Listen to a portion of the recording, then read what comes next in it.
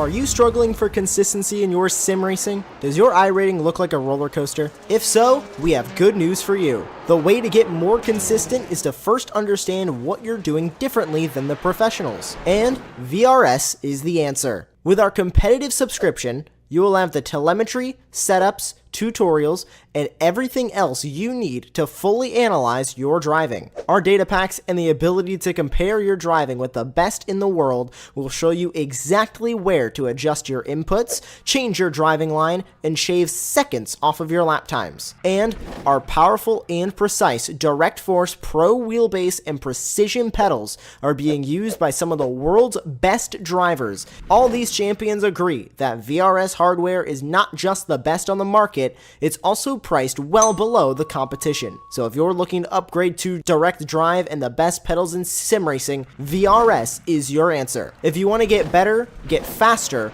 and make it happen sooner rather than later, you owe it to yourself to find out why so many people are switching to VRS. You'll be so glad that you did. Visit www.virtualracingschool.com and learn why the best use VRS.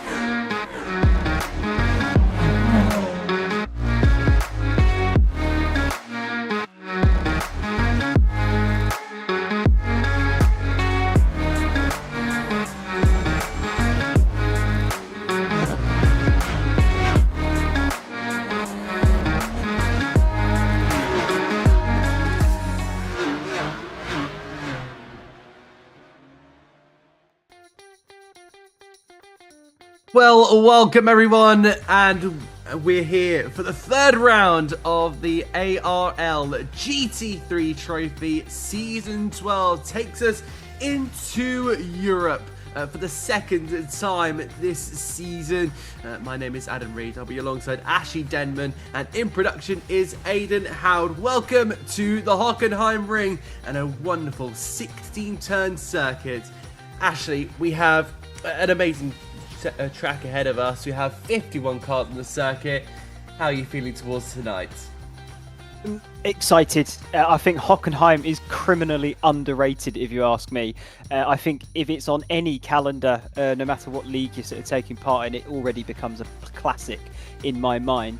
So brilliant venue, and like you just said, 51 cars. Gonna be a lot of action out there.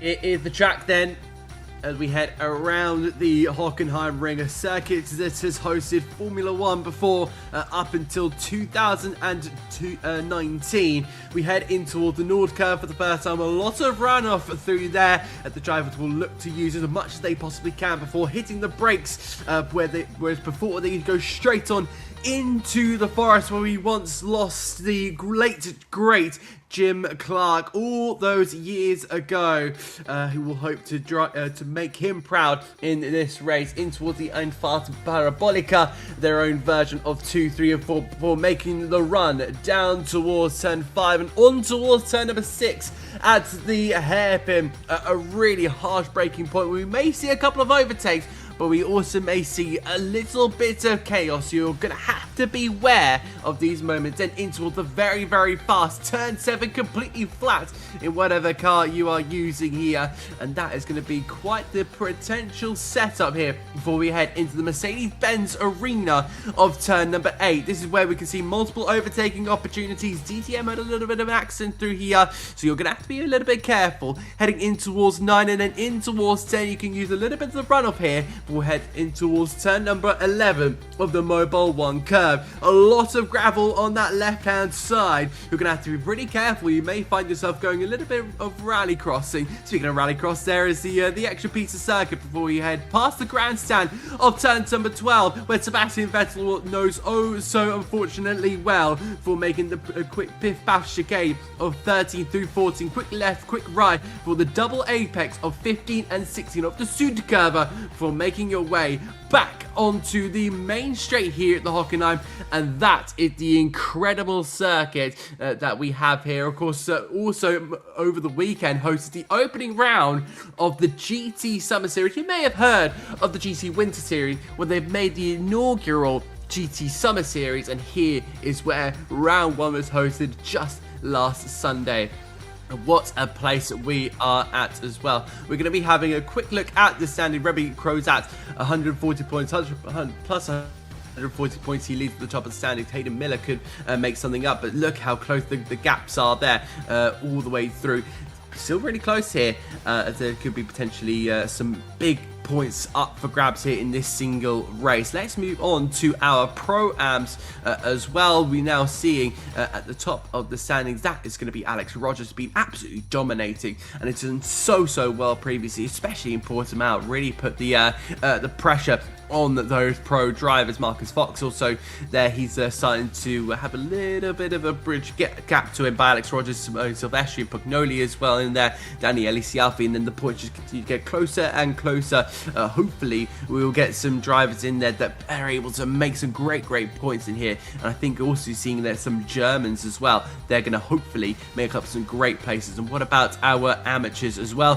Francesco Celentano is leading by only a singular point over his compatriot Davide Vittoriti, and Daniel Gruber is also a little bit further back there in the Fischer Motorsport car. He's going to hope on home soil. Of course, it's going to be his first of 2 home races that he can maybe put himself up into the championship lead here. Josh Angel, of course, the Brits there in P4, and of course very small increments between them. So we now head what will be into qualifying in just a moment's time. And in fact, the timer has now kicked off here. And Ashley, what are you going to be looking for around this circuit? Because I think there's a lot to kind of take into consideration. I think for me, personally, driving this circuit, when I do dip my toes into racing on this platform, iRacing, you're looking to push the boundaries of this circuit. You mentioned already sort of turn 1, there's a big runoff on the exit. Turn number 11 there, the Mobile 1 curve as well, and even this final corner, you really want to use everything available to you, like you do at every circuit, but even more so here. You can see there the cars that they're already over that white line. They're almost touching the gravel through the final curve itself, and even here, that's a bit too much there for Fowler. But you want to use as much of it as possible, you know, before the game gives you a penalty, of course, and it's the bravery that the drivers take to maximise that. That's the key difference of who is good and who is great around here. Yeah, in fact, that was Davide Vittoriti who had that moment off turn number 1. He has been towed back to the pits. It looks like we have also got a good amount. I think that's maybe 16 amateur drivers in this category already. So you're now just seeing here Daniel Gruber, the home driver, coming out of that final corner. He'll make his way down the home straight, and he will, I think, start a lap time here unless he goes to P4. So our timing just being a little bit late in terms of that, but some decent times here. But it's David Kinskus at the top of the standings here, 137.559 to get us kicked off here. Championship leader in the amateurs, Francesco Celentano, in P2. He's currently sitting at 2/10 back to the Lithuanian driver. So, you know, it's still early days. You know, these drivers will be kind of crossing the checkered flag here with 10 minutes to go. And of course, their numbers as well, all starting with 3. So you know that they are, in fact, an amateur. Yeah, I mean, they've already got, I can't believe it's already 3 minutes left of these guys out on the circuit before we get to the Pro-Ams. But if they're not out there now, warming up their tyres, getting ready for that sort of final running, then it is pretty much too late, I would argue. You really want to make sure that those tyres are up to their maximum potential of grip when they get warm. So if you're not out there now doing the warm-up phase, you should already really be on some flying runs. I mean, you can see there Daniel Gruber at the bottom of your screen. He's gone purple. Here he is then, riding on board with him in his German-made Porsche. And through the final few corners, we see him now. I wonder what he's going to be at when we get to the line. Yeah, indeed, the home man. One of many German drivers in the field. Some are just kind of waiting around at the pit lane. Some are out on the circuit at the moment. Daniel Gruber, currently in 6th in his Porsche, will go over the timing beam and put himself right to the top. 137.175. That puts him to just under 0.4 of a second to Kinskus there in the core sim racing 2 teams. The Fisher Motorsport driver really putting himself in a really strong place here and exactly what he needs. He must be a pretty close resident, I believe. If he's driving so well around this circuit. But of course, this isn't the only German circuit we will go to. Of course, we'll go, a couple kilometers away from this circuit and head to the Nürburgring for the combined circuit. So that kind of brings me on to another topic. I'm sure we'll get onto that in just a moment when the Pro-Ams go out. It looked like Leon Olukuju has had a hard spin there. A couple of drivers having to avoid, and that was a lucky save. Karsten Havdal has done a purple in the middle sector. Rush Fowler goes to 2nd, but Havdal goes to 7th. Andreas von Tabell in the Mercedes goes to 2nd. Strong performance from him. Looking good so far. It's nice competitive out there. I mean, Gruber seems to have a touch of an advantage over the rest of this field, but it very much closes up right after him there. I'm going to give props to Olukuju in that moment. He did well to catch that, in all fairness to him. It's unfortunate he could not get that lap finished, and I think that's his qualifying done now as well. He's in pit lane, so no time left there to get another lap going. But fair play, he didn't stick that into the wall. That might be something he'll have to think about, though, in the race itself. Yeah, it might just be there's something to keep an eye out for. 30 seconds left on the clock here. As we see Josh Angel heading in towards the outer, I should say, the middle, the Mercedes-Benz section, and one of the 4 Mustangs is, well, there's 4 Mustangs in that one, but that seemed to be the Core Sim Racing driver of David Kinskus just ahead. Oh, he's flashing away to tell the 4 Mustang to get out of the way here. And that's not what he's doing. They're just stuck in a line here. And Josh Angel, we now see the Pro-Ams coming out to the circuit. This is going to be a really bad timing for Josh Angel. He's 3 seconds off the pace. And I don't think he's going to be improving here at all. Trying to see if he's, made something happen over the timing being. Havdal goes 2nd. We see the Dutchman of Toby Hardick, who is currently on 2 green sectors. He'll go over the line. Will he improve? It looks like he will, and goes on to 3rd place, an all Mercedes 2nd row in the in the amateur category. If I was Josh Angel, I'd be cursing the driver in that Ford. I really would. It was just unfortunate placing and timing. He was flashing the lights, of course, and in his right, I would say, to say get out the way. I think what made it worse was is the fact that they then took a trip through the gravel trap in front of them, so their lap was ruined. And of course, Josh Angel, his lap was ruined by being stuck behind the Ford there. But it's just one of them things. It's part of the qualifying experience, and you have to find that little bit of space on the road. Real shame for Angel, because it looked like he had a bit more pace under his belt. But he'll have to show that off now in the race, as I believe that was the last few amateurs sort of getting up to the line, finishing their laps. And we are now fully focused on the Pro-Am class. Yeah, we do. We've had 16 amateurs cross the line there, and we've had a really kind of great amount of entries for that. 19 entries. So we've had, well, that seems to be 16 out of the 19 entries from what I can tell. That's really good going. So I've been mighty impressed with the amount of kind of entries in this sense that we said before. Going into this one, 51 cars, incredible stuff. So a really intense 1 hour race. ahead of us here at the Hockenheim ring. You're just seeing there the 245 of Mateusz Gorecki for the Raceforge X BMC team.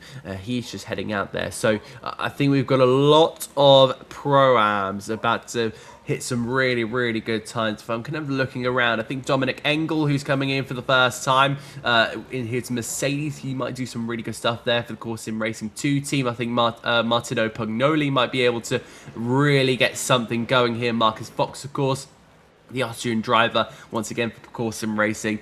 They've got such a strong team, they do. And I think also we've got to maybe throw in someone like Mateusz Gorecki or Daniele Cialfi in there. But again, also, I don't think I want to forget him either. Alex Rogers. Been unbelievable these last two qualifying sessions. I won't count him out just yet. I was going to say you were missing a name, and then yeah, brought him in right at the end there, Adam. So fair play. But yeah, you can't forget him. Of course, he's been right at the sharp end of the entire overall race itself. He's been looking at podiums. I thought even last week he was sniffing a potential win at Portimao. It just didn't quite pay off for him. Real shame on that front, because we always love an underdog story, and being part of the Pro-Am and sticking it to the pro drivers as well. Alex Rogers really is doing a fantastic job in his class, and you can see there he's already gone top of the Pro-Am drivers at the moment, but this is their initial run. So wait for the pace to pick up. It will get quicker for them as they venture around, their tyres get warmer. Adam, I will ask, because I have been a bit, let's say, lazy and haven't done my full homework. Do you have any idea of potential pole times? I do not, unfortunately, but I think with the reference that Daniel Gruber has given us, I think that's going to be maybe chopped down to maybe a 35-8, 35-9 for our pros.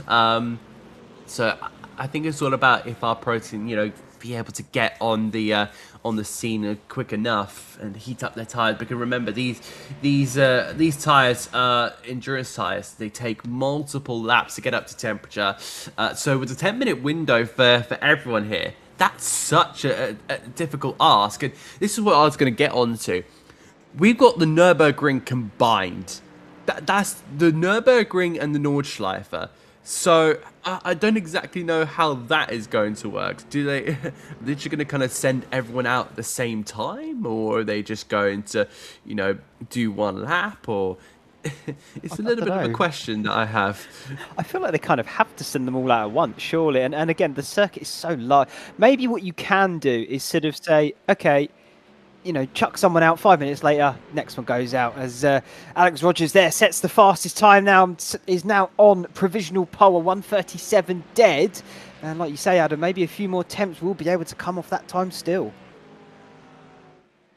Yeah, very much still some potential availabilities for these drivers to go faster. Remember, they're in the dry conditions. You can see there the 277 of Rogers and Pugnoli putting themselves onto the front row initially, 1/10 of a second, separating. So it's Ferrari from Porsche, from Ford, and then a trio of Mercedes drivers continue with Alex Rogers on a purple first sector initially. We're about to hit that second sector before we go into the Mobile 1 curve, just coming up to the next right here. We'll have to see if that is going to be an improvement. It looks like the BCM Ford Mustang is ahead, but Alex Rogers on a green sector there, it seems like. I wonder if that BCM car is Mateusz Gorecki, the Polish driver just in front of him, so he'll be grabbing a great tow of the Polish Ford as well. So he'll come around the final corner and look to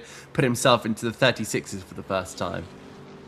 Certainly looks that way. Purple, green, final sector now. What has Alex Rogers got? Oh, it's not his best. Did he even improve? He did. Yeah, there we go. Into the 1:36s then for Rogers, as Gorecki jumps up to second ahead of Pugnoli now in his Ford. And so, yeah, clearly a little bit of a You can almost call it teamwork, I suppose, at that point. But of course, Rogers, as the privateer, he is out there on his own, but setting the pace of the field. So impressive lap there. And I wonder if he can go faster still. If anyone's going to do it, he's the man. Yes, something else I've just noticed on our timing screen. Salvatore Lan in the Lamborghini is not out there at the minute. He's not out on the circuit. He's not setting any lap times. And remember, we have 2 minutes and 30-ish seconds remaining. So, you know, that's going to be a really, really difficult thing for him if he doesn't get out there. I wonder if there's been a qualifying ban. I've not really heard anything about that. So that's going to be something to keep an eye out for. If he does go from the back of that grid and becomes our 51st car, we'll have to keep an eye out for that. In terms of numbers, though, we have 16 amateurs. We have 14 pro-ams. And listen to this, 17 pros out there. That's going to be one hectic qualifying session. You'll be seeing that in the next 2 minutes. Yeah, that's going to be quite something to see. And of course, those guys, you'd expect them to be setting the fastest laps of all as well. So I think qualifying could heat up. Speaking of it heating up, though, Pugnoli's on a purple. Rogers has also just, I believe, gone a touch faster as well. But Pugnoli to the line then, as he found a good enough time to take it away. No, he hasn't. Only just under 0.2 of a second, though, from Rogers. Really good lap there from Pugnoli. That was a really stunning lap time there, but it just wasn't able to eclipse pole position. He's still a little bit low there by less than, well, just under 0.2 of a second. I was trying to make up a great kind of closer figure there, but it just didn't amass in my head. But yeah, the top three separated by less than 0.3 of a second. Marcus Fox are going to try and maybe get in on that one here. Looks like Daniele Cialfi in the what seems to be sorry, that's Ronald Grossman, my apologies, in the Core Sim Racing 2 Acura. Looks like Alex Rogers is going purple once again. He wants to go a little bit quicker than that 36.8 here.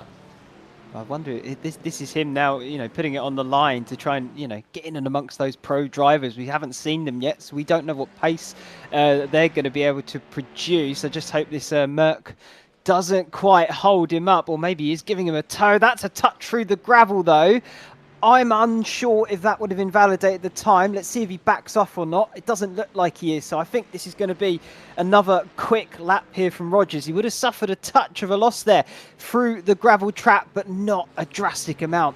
I don't believe so. Rounding the final corner now, he's got still a nice touch of a toe from that Merc in front of him. He did lose time, but I think he improved overall, surely. Yes, he did. 36.5, almost half a second faster than his next competitor. I've got to be left a bit speechless there, but it looks like the German and the Mercedes, Patrick Schmidt for the Dark Horse Motorsport team, has gone that little bit faster and cut that gap down to just over 0.3 of a second. Here come the big guns. Our pros are out on the circuit now, and this is one that's really going to get you to hold your breath and behold the absolute behemoths of the racing circuit. Some of the best in iRacing, the one with over 4,000 iRacing. You got Fabian Nguia in there with 6,000. Leo Mishka, the reigning the season 9 champion there, with almost 8,000 iRacing. That kind of just shows the level we're at. Of course, championship leader Remy Crozat with 8,000. He has just been unbelievable. I think there's not enough superlative we can say about Remy Crozat. I mean, he's won everything, hasn't he, Adam? So you cannot take any of that away from him, of course. He's done the business when it needed to get done. You have to feel maybe a touch sorry for, you could say, his teammate in Nguia. I felt like he had the pace to take that win away, but of course, during the interviews, we heard Crozat and Nguia that they were sort of helping work together to maximise their points as a team, but also really help push Crozat's campaign forward, and of course hasn't lost anything yet. So let's see how that fares today. It's another different kind of circuit, this one at Hockenheim. Lots of long straights followed by heavy braking zones. I say long straights, they're long enough to get a bit of a tow going. And yeah, those heavy braking zones, that's where the overtaking, of course, is going to be happening. But it is different to what we've seen in the previous rounds of Spa and Portimao. So let's see what Crozat can do with the different kinds of pressure that will be here tonight. There will be a lots of pressure, especially kind of, with the idea that some drivers out there are better in terms of their qualifying pace and some are better in their race pace. It really kind of depends on what kind of driver you are, whatever suits your style. So I'll be really interested to see kind of what happens here. We might be having the first set of lap times coming in very, very shortly as well. So I wonder who will be the first driver to hit the timing line. It looks like from the Pro-Am to Augustus Dabianavicius. He's currently an amateur, so I think he's just currently getting his lap times in that are not going to count. He's also in the Lamborghini, but it looks like Remy Crozat in the 108 ERE Ford Mustang here we're looking at here. So it looks like he's going to be the first driver to cross the line here for our pros. And there's a driver in behind as well, whose name I'm going to have to go back to my spreadsheet to do a little bit of a pronunciation check.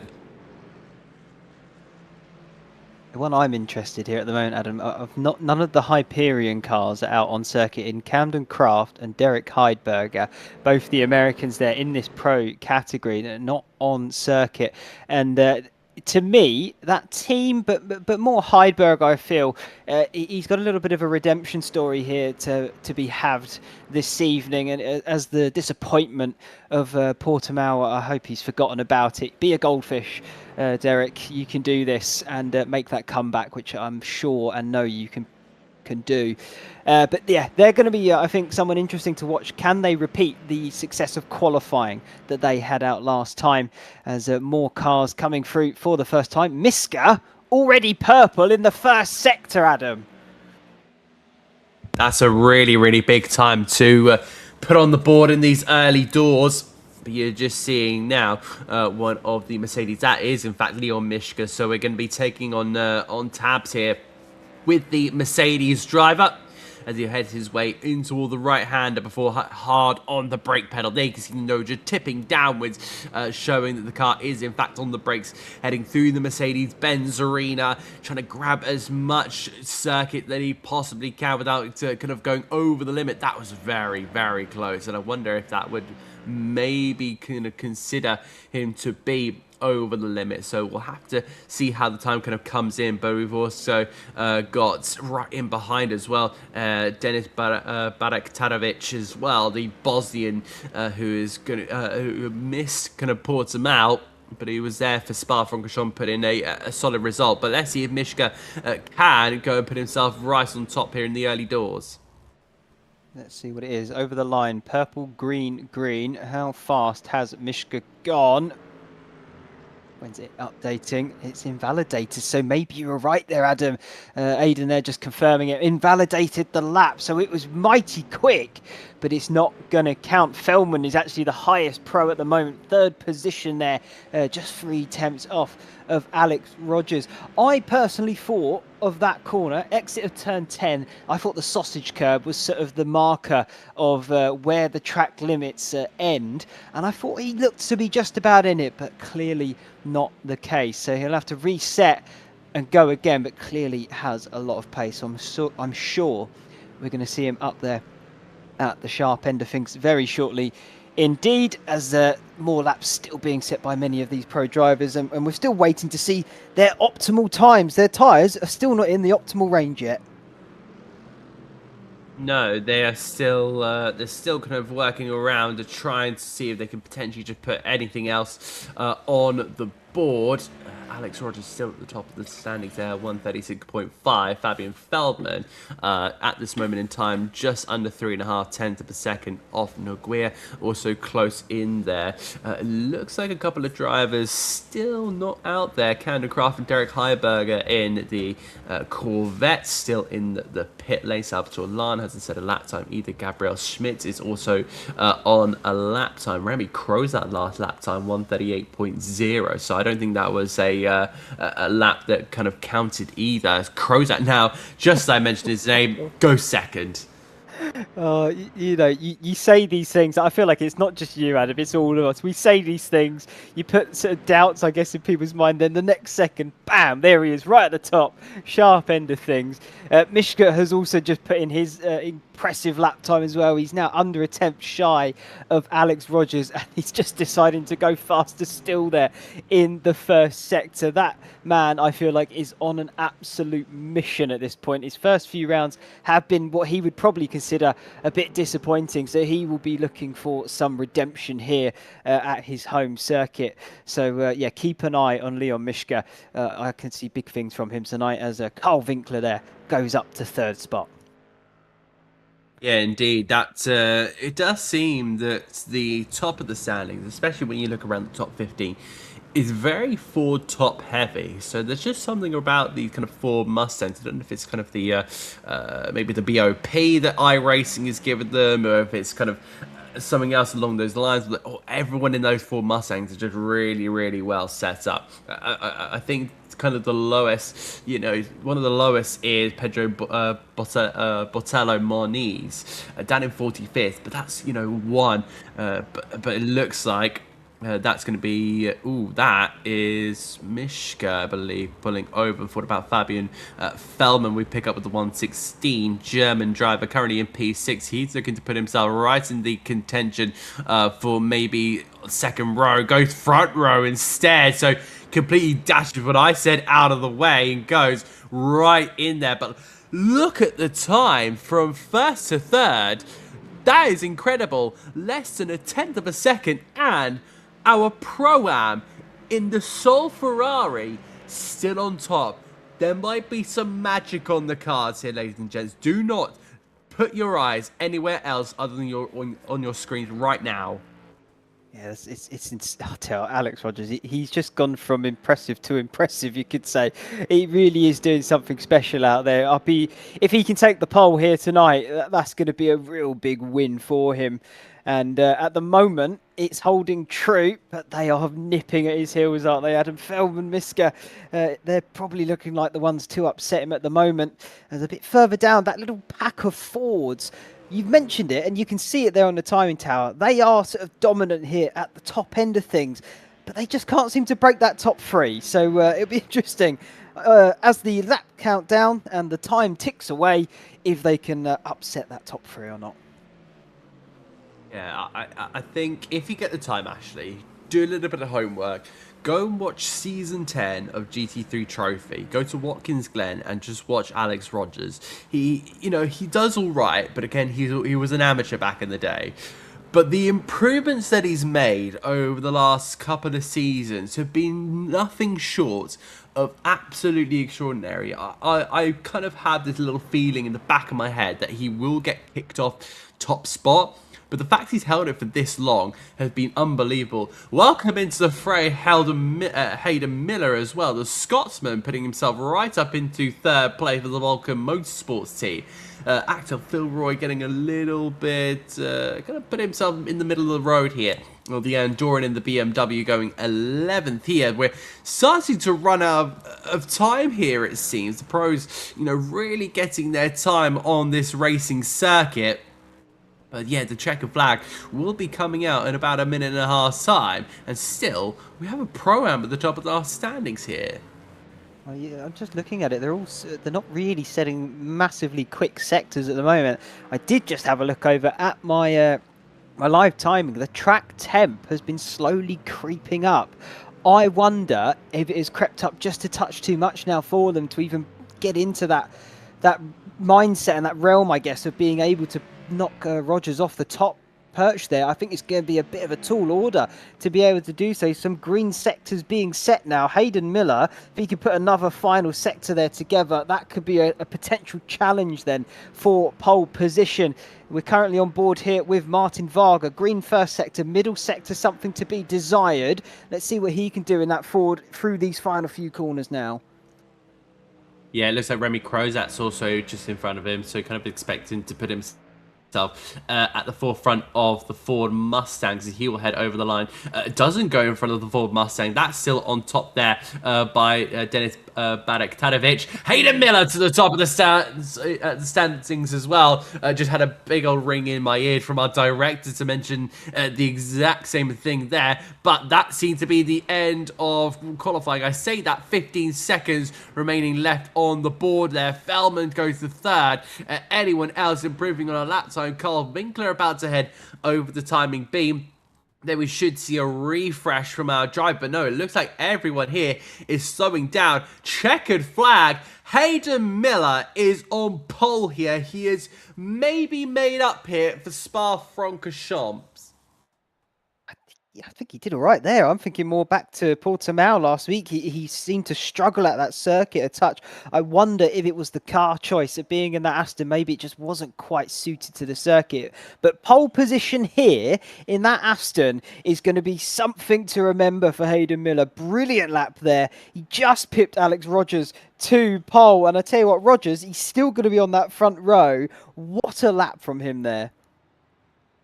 Yeah, unbelievable. That was really, really good stuff. I think Alex Rogers is going to be mighty from all of this. So we'll have to see how about that. But you know, there's been some really good drives there. The Ford Mustang kind of leader, I thought it was going to be Remy Crozat. It actually turned out to be Martin Varga in P4 in the end. It looks like it's going to be partly cloudy. I don't think there's going to be any sense of rain in the air. The humidity about 83%. So that is going to be something to keep an eye out for. If the track does start to get increasingly hot over time, you know, that's going to really play a bit of an issue with the tyres. But already halfway through into the warm-up, so we'll be getting the grid for you very soon. But I think it's going to be a lot to keep an eye out for.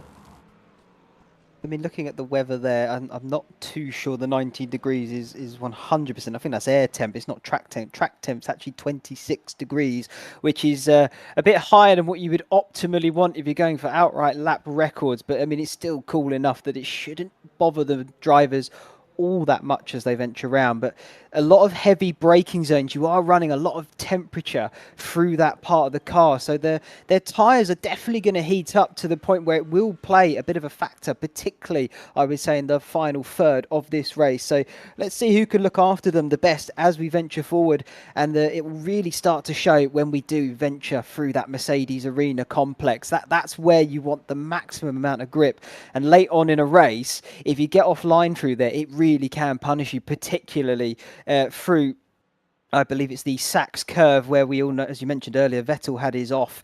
That is quite easy to do. It is very simple. Slightly offline, less rubber, more dirt and dust, and you can find your way into that gravel. Can indeed. So it'll be a lot to keep an eye out for, I think, over the course of of this hour-long race. So I'll be interested to see kind of how it all kind of pans out, which car kind of works best. We saw what they were able to do in the qualifying sense, but I think we kind of said this before, the race sense will be, so much different, and it looks like the warm-up has come to an end. So let's go through the grid when we can. So I think our drivers are just going to start pulling over to the side, and someone's gone off with the gravel there in the far ground. So we'll get on to the grid lineup just when we can. But there you can see Hockenheim in all of its glory. Here we are. Hayden Miller is going to be on pole position. Alex Rogers, your Pro-Am pole position, will start alongside him. Fabian Feldman in P3 with Martin Varga in P4 for the Thomas Eng Sim Racing team. Leon Mishka will be in 5th, head of Denis Badek-Tadevich. With Remy Crozat, the championship leader, will be down in 7th with Carl Winkler, and Jensen Adrianson, who has been a pretty solid runner, but this could be one where you could earn some big points. Axel Filloy in P10 with Patrick Schmidt, the second of the Pro-Am, with Yaroslav Dimitrov, somebody who I haven't really seen. He starts in P12. Then we go to Fabian Noguer from Tom Kunath with Simone Silvestri and Martinio Pugnoli, Matthias Goretzky, and then Marcus Fox will be there in P18. What can he do, especially with a lot of Pro-Ams in front of him? Then we see two lines of Germans with Daniel Gruber, the pole sitter for the amateurs. He starts 19th overall, 7/10 of a second back. Dominic Engel, followed by Daniele Cialfi and Gabriel Schmidt, with Pierre Verne in P23. He had a little bit of a difficult sequence there. Then we're going to be finding Ruben Iglesias in P25 with Francesco Sala, with Ronald Grossman and Kansin Havdal. Nico Anschel and Toby Hardek rounding off the 15th row of the grid with Marco Blum and Andreas Vontabell. Jan Volmers will be in 33rd with Ross Fowler in 34. David Kinskus, who was really strong in qualifying, he'll be joined alongside by Alessio Tuosto. Then we find Francesco Salentano, not the place that he'll be wanting, 37th overall. That's going to be a big ask with 1.1 seconds down in qualifying. From there, that's going to be a big kind of tough for him to go through. Helder Sequeira from Daniel Barorek with Davide Viteriti, then John Larson with Jason Hodgson, and then Dablishkus. We're just going to cut away from the grid here because we're now starting to get away. But yeah, we've got Davide Viteriti out there. He joined right at the back of the grid. Looks like we've got our Lamborghini of Salvador Lam. We do. And then Derek Heiberg and Camden Craft have not made the grid. That's a real shame for those guys. I was looking forward to seeing what they could do this week in their Corvettes once again. But I will quickly pass it back to you, Adam, because we're about to go green here. Let's see what Hayden Miller can do.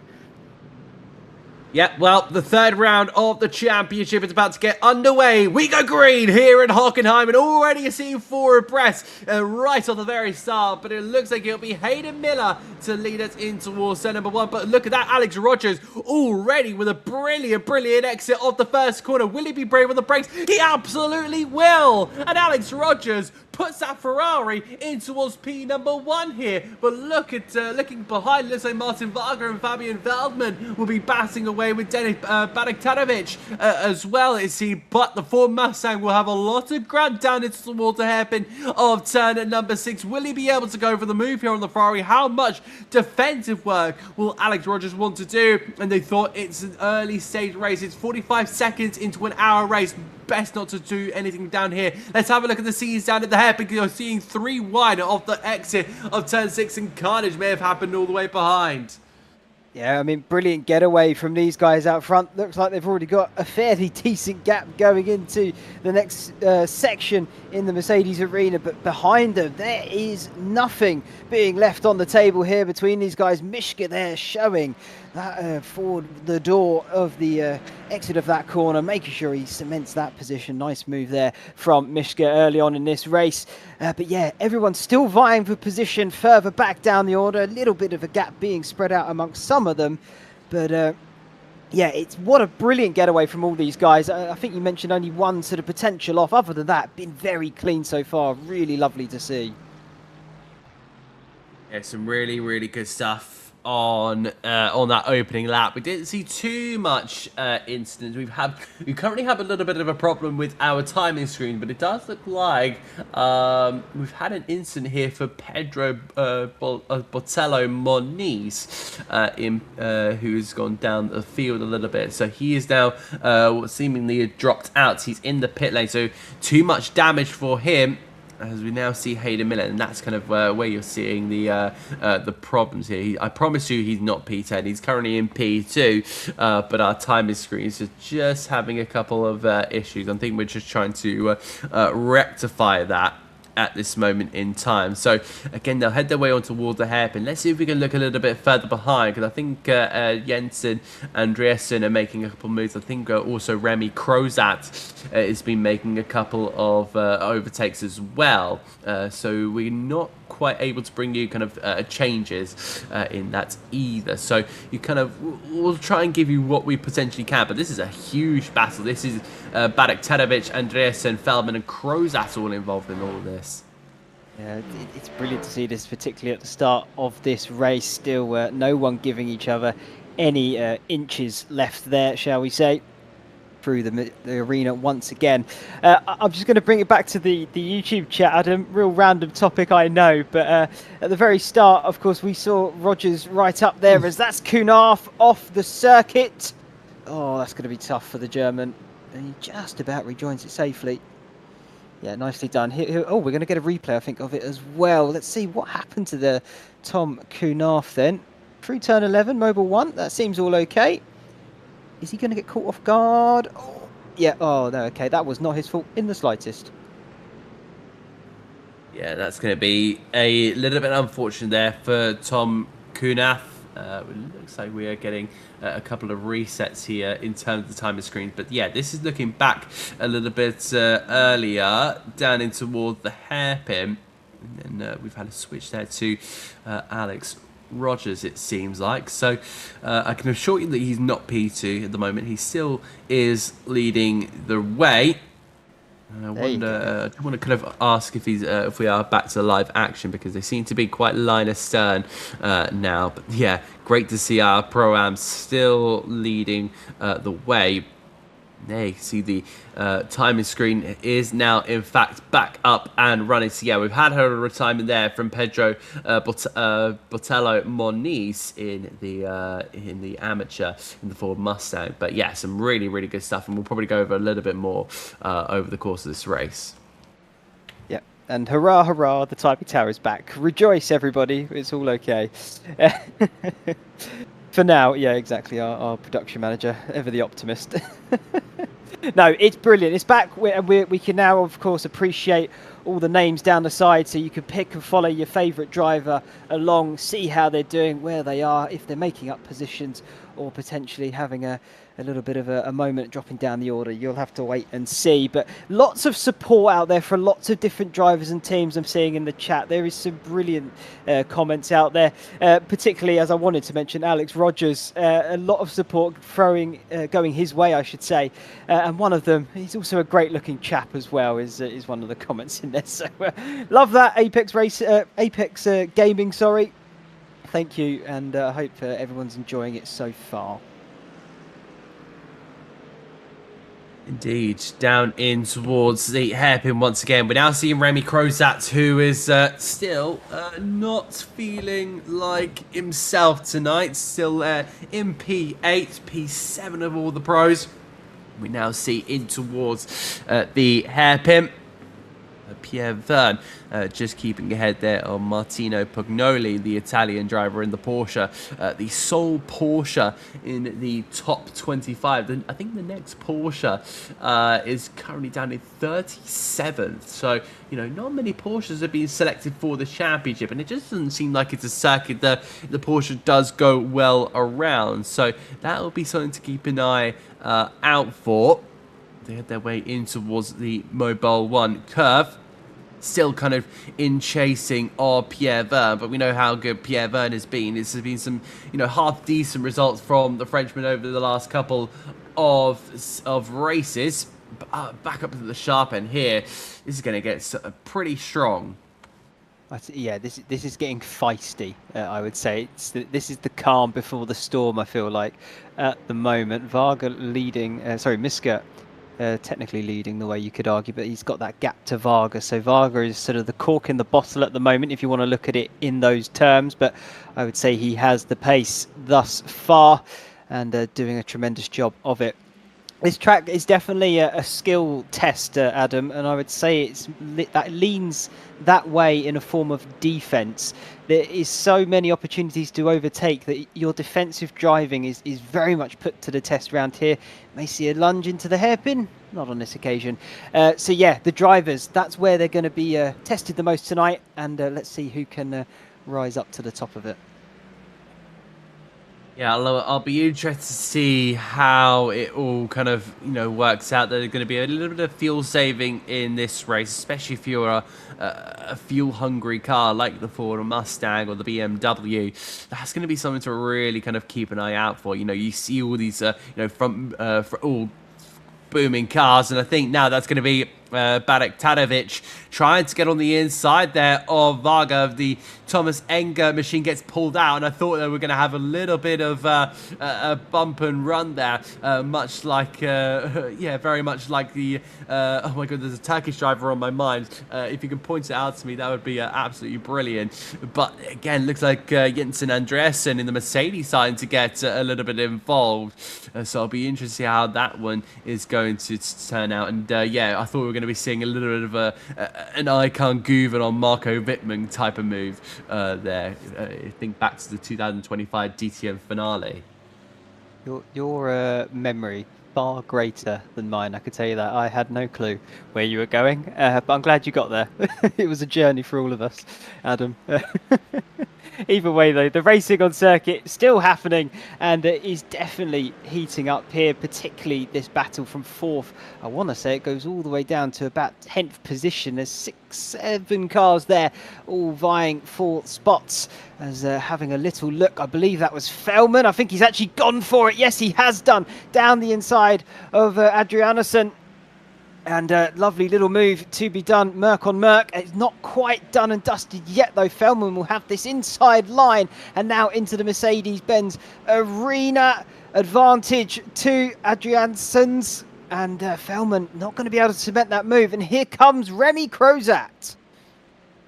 Yeah, good stuff there from the championship leader. Oh, this is starting to get a little bit feisty in towards the right-hander, but that's exactly what we want. It's fiery action in the ARL GT3 championship, and this is kind of the least you expect. This is probably, I think you can agree, Ashley, from what you see. This is the calmest you get in ARL GT3.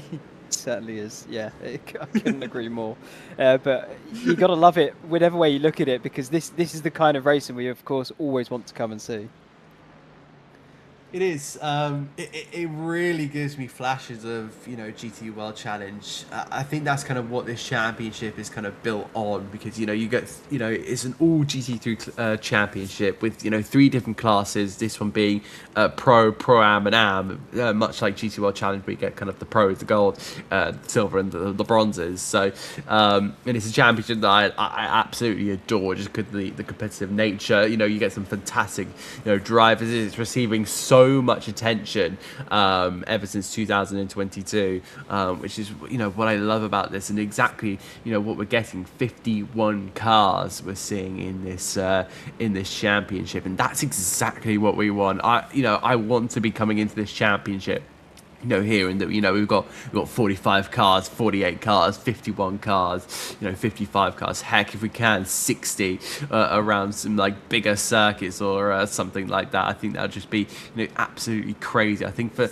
maybe shorter circuits, like your Brands Hatches, they'll be they'll maybe limited to about 35, but this is Salvatore Lam, who didn't get involved in the qualifying session at all. Started right down, and I think had a bit of a disconnection. That looks like equipment failure to me. That is a straight pull off the circuit, and that was a kind of a straight exit. A lot of respect for that, though, because he could have easily have tried to limp it round and potentially ruined other races. So a lot of respect for Lan there to just, as soon as he realised it happened, pull it off and jump out of it. So fair play to him. As this is a replay of Olakuju. Is this an overtake for the Audi? Yes, it is. Oh, it's a battle on the brakes. And, no, it's round. It was Olakuju, sorry, defending there.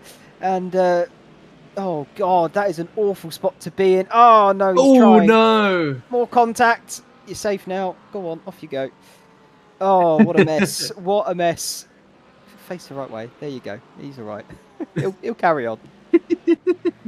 You're acting like he was a dog then. Come on, I plod wouldn't say along. that. Plod along. Well, try and egg him on out of the situation. It's a situation you never want to be a part of because you're facing the wrong way. Traffic is coming at you. You're literally face to face.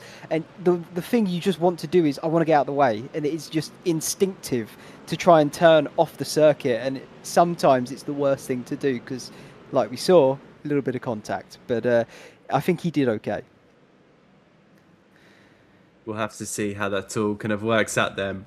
We currently take tabs here with Fabian Feldman, one of 3 Mercedes that currently sits in the top 10. He's just behind there. Remy Crozat's the one of 4 Ford Mustangs in the top 10 as well. He's still sitting behind Jensen Andreasen, who's had a little bit of an interesting run so far in this championship. It's not been the easiest run for him, but I think that he's still doing some pretty decent stuff so far. Oh, that looks like Sam Clark has gone round. That's going to be a bit of a disappointment there for him, but he'll rejoin the circuit, alas, in 42nd. Take us through this, Ashley.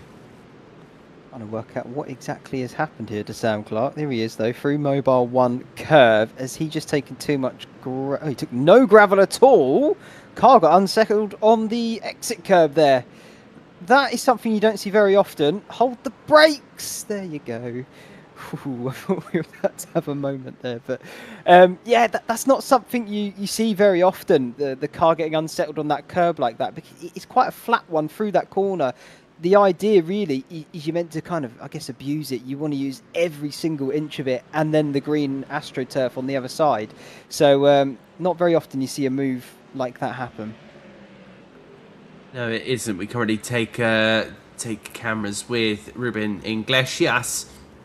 Already sitting in P28, or maybe make that P27 to go down the inside of the Swiss amateur, Andreas Montebel in the Mercedes. There's a lot of Fords and Mercedes in this championship. I can tell you, there's been a plenty amounts of those. I think I had a stat somewhere that said like there was 17 Fords and something like a similar amount of. 16. Yeah, here it was 19 Mercedes that signed up and 18 Fords. So there's very much front kind of engine top heavy in that sense. Yeah, it's certainly an interesting stat to look at. As here we are for Ronald Grossman in the Acura. Do you know what? That's a tricky spot, but I think oh god, that car is absolutely mangled. No, you got to tow that one. Yeah, you got to tow that one. How did it unfold though? This is the question. Well, final we'll corner. Out. Yeah, I was going to say final few corners here around the small curve there, and snap of oversteer. Wow, that was violent. Yeah, that did not go to plan whatsoever for Ronald Grossman in his, I believe it was Acura.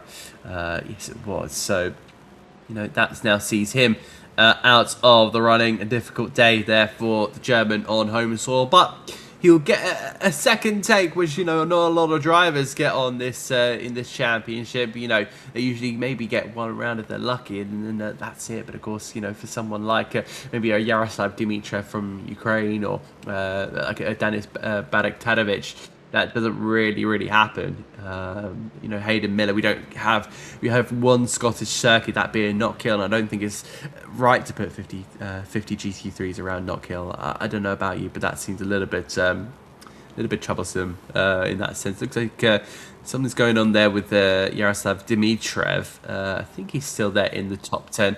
Unless he's got what seemingly is connection issues for Dimitriev. We'll have to see if that is something we'll confirm or we'll get back to you on. I think not kill 50. Did you say 51 cars around there? I don't think they'd even fit 50 on cars. that circuit. Yeah, I don't think they'd fit. So that would be really interesting to see though if it did happen. But is the replay? Sorry, of Dimitrov. Oh, yeah, no, Puff out of existence. So yeah, that looked to be very much connectivity issues. Becoming an infamous disco ball, I think, there for Yaroslav Dmitriev here. We look here, which seems to be Daniele Sialfi in the Mercedes, and he looks to be noseless. I think that's a little bit of a problem there for the Aero Motorsports car. He's going to push a little bit wide there for Nico and Shell, and we'll invite Toby Hardek to go on through. So Mercedes fighting over 22nd, 23rd and 24th, but kind of looking around the circuit here, second overall, Hayden Miller still leads the kind of the pro standings. Overall race currently going to Alex Rogers in the Pro-Am. That's going to be something to try and get used to. Mateusz Gorecki having a little bit of a tussle there with Anshel, and he'll invite there what seems to be Ruben Iglesias up the inside there. So the endurance sneaking on through in that part, but yeah, going back to kind of the overall top three of each class. Hayden Miller, Neil Mishka, who set the fastest lap for 1:36.7, and Denis Badaktanovic in P4, overall third in the pro standings. Do I sense a move here from Gorecki? No, he's not going to make that one. So Rogers in the Pro-Am standings, first overall, then Patrick Schmidt, who's 12th overall, and Simone Silvestri, 13th overall. Then we need to go down to P20 here for David Kinskas, P1 in the amateurs, and just behind him is Kansin Habdal, and then we find Toby Hardick, who's 23rd overall, but third in the amateurs. So that is your top three in each of your classes.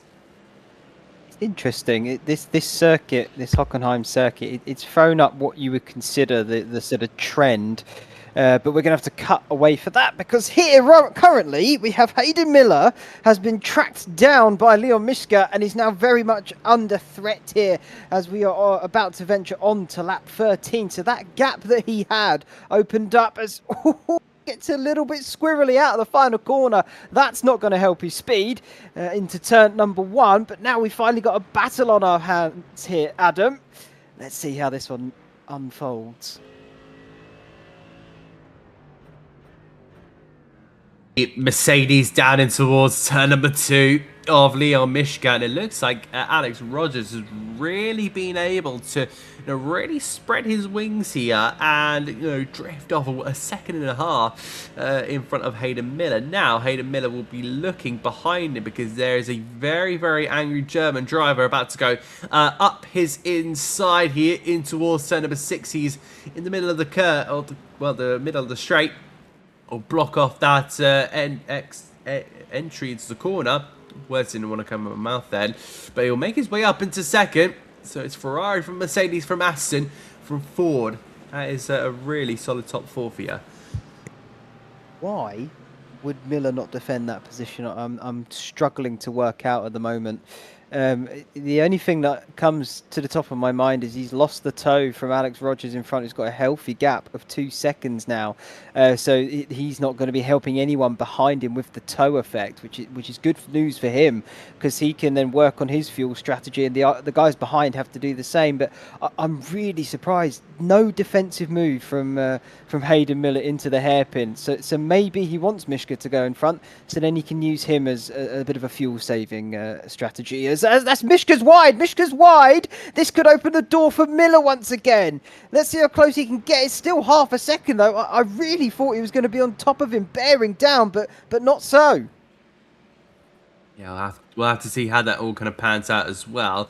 One of the Ford Mustangs about to potentially get in the way here. That looks to be one of our Pro-Am. So if I start to go down a little bit, I wonder if that's going to be Alessio Tuosta, I wonder.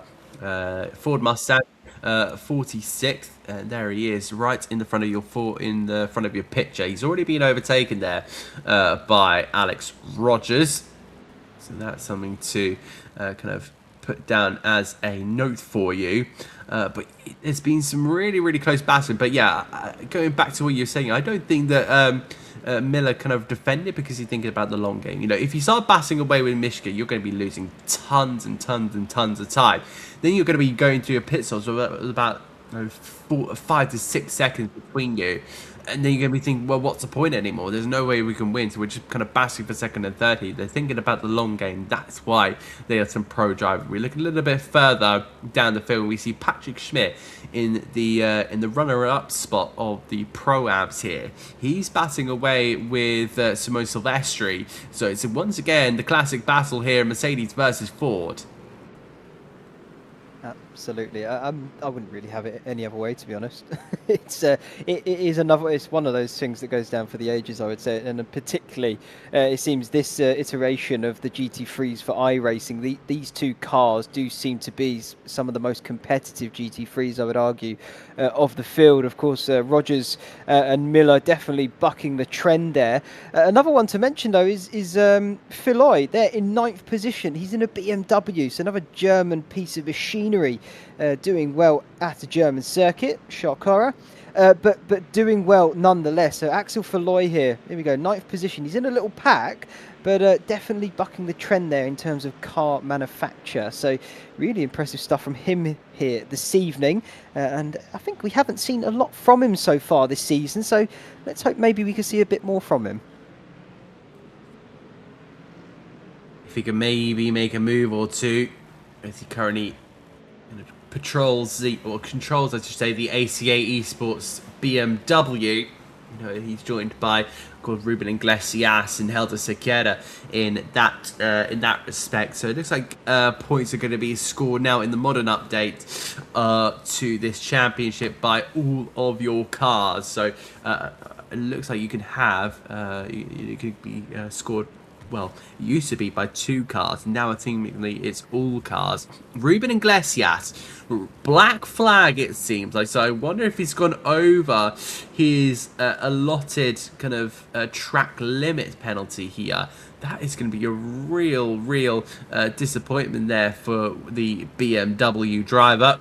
So he's going to have to maybe put himself into the pit lane here and get that served. But what a disaster there for the Andorran driver. It's a shame, but it seems a few of them seem to be struggling a little bit out there tonight. But I mean, again, you mentioned it right at the beginning. Oh, wow, okay, straight into the back. There's a bit of a chain reaction going. I think he, yeah, like you say, Adam, coming into the pits, he just caught out. I think that might have been Vontabell, just caught him completely off guard as they came round. Or was it Goretzky? Oh, apologies. Goretzky there, completely caught off guard as into the pits came that driver.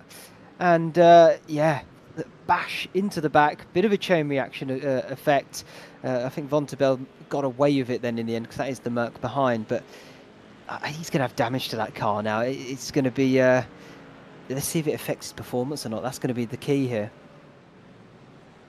Yeah, he's also got a black flag as well, but, you know, that's going to be, you know, real disappointment. It looks like Ruben Iglesias is into the pits. Leon Olakuju is in somewhere. It looks to be...